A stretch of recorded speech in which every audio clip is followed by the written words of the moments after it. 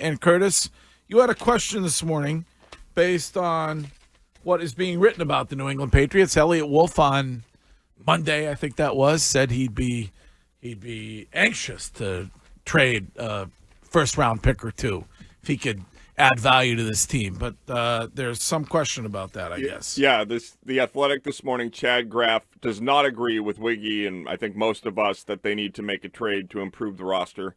He said the Patriots are 3 weeks away from kicking off a season with good vibes and high hopes, thanks to new coach Mike Vrabel. It doesn't make much sense for the Patriots to trade either of their two biggest names. To trade for either of the two biggest names on the trading block, Terry McLaurin or Micah Parsons. Success for the Pats this season isn't going to be defined by wins. They've been victorious. This is an unbelievable stat.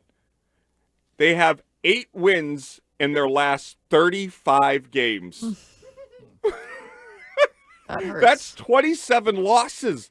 That's like a decade of the prior Patriots in 3 years. And he notes in The Athletic, because of that, expectations are manageable for Vrabel. What matters more is that he builds a culture and gets a team to play disciplined football. And I think that there is an equation where every organization should follow it. You need to have both a competent coach and a team that can win relatively quickly so that there is buy-in and then culture is able to be established. You don't build Wiggy can correct me if I'm wrong. Nobody talks about the great cultures in losing organizations. So this actually, in my view, would expedite the culture arriving in Foxborough under the tutelage of Mike Vrabel because they would be more likely to be winning than losing. Well, I mean, in order to get those guys, you know, the superstars, I think you have to win some games. Like I don't think the true legitimate game changers are going to want to come somewhere where you're upping your win total by, you know, a game or two this season. But you played the game, you know, so I guess tell me differently. I think it's, and maybe Curtis might have had this before, and as you start to look at like the top free agents every year, the superstars don't move unless they're traded, right? When we start to think of that, Jamar Chase, Justin Jefferson, like those are the top free agent, well, would have been free agent wide receivers, but they ultimately re-sign with their teams, and the only way you get a guy like that is through a trade. You see with DK Metcalf, if you want to put him top 10 wide receiver in the league. And like Micah Parsons, does he ever really get to free agency, or does a team trade for him? So it's not more about a guy saying, all right, I'm picking New England to go play there. It might be those like second-level players that hit that free agency point. Yeah. So like those elite guys, I feel like you have to get those guys through trades. I will agree with it in the sense that I brought up earlier, where I think Mike Vrabel has been given a long leash by these guys and has, you know, they went through what they went through with Jairaj-Imagn, and so they're not going to make a change when it comes to head coach for a considerable amount of time. So he has the luxury of having some time. Does he? Yes. What you don't think so? We had this conversation while you were gone, and Curtis, I believe it was Curtis's lead at one point.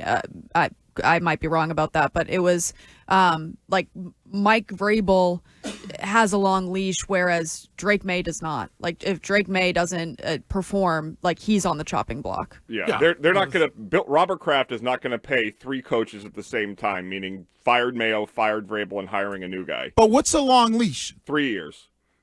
Okay, so see, I feel like 2 years. Let's say they win 7 games this year, and win 7 games next year.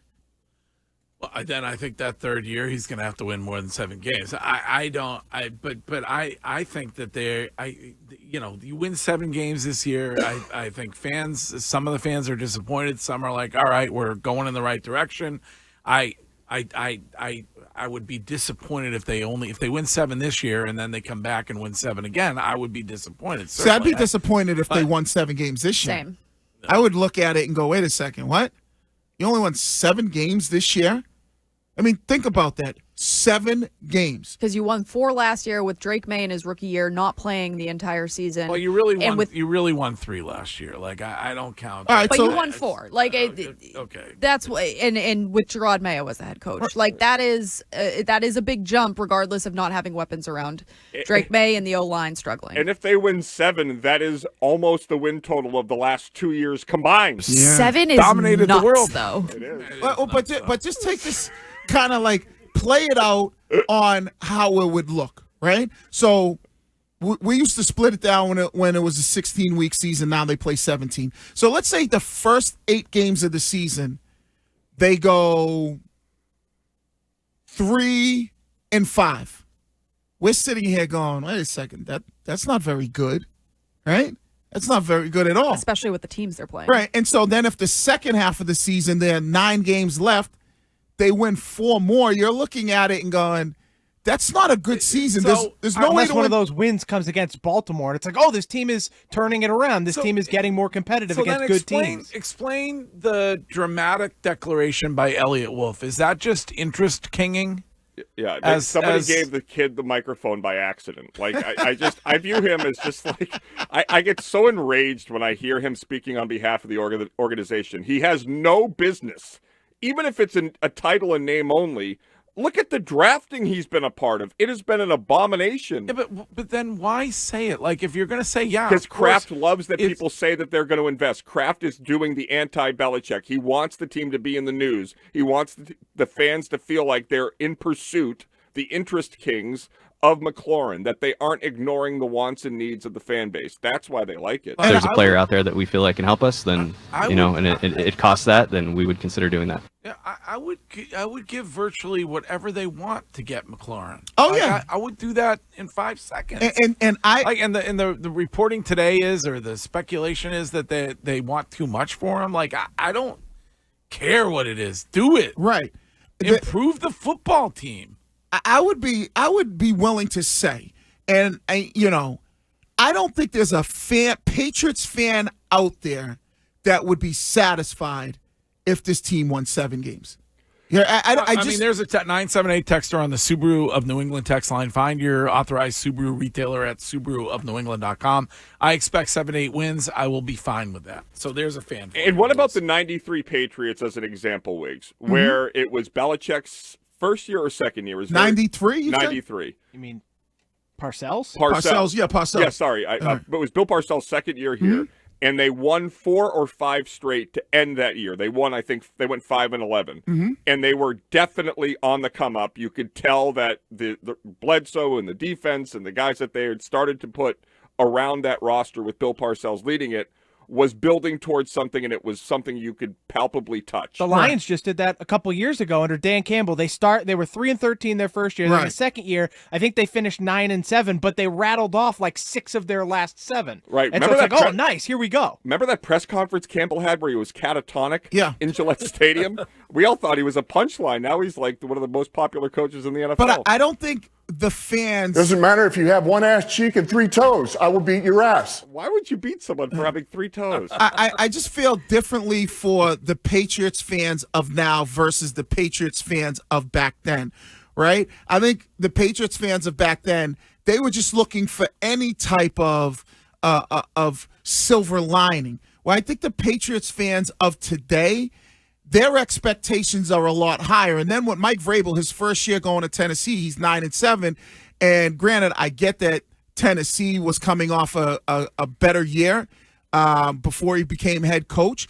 I just don't feel like that. I know I won't be satisfied with 7 wins. I know, but you're suffering, like many, from dynasty bias. Like, if you looked at a team and said they had 4 wins, and maybe you could call it 3, and they come back the next season and they have 7 or maybe 8, most would be delighted by that. That's a successful progression. Yeah, right. Absolutely. You're doubling your win total from the year prior. And I have dumb luck, Greg. So 91-92, the Patriots had, wait for it, 8 wins combined.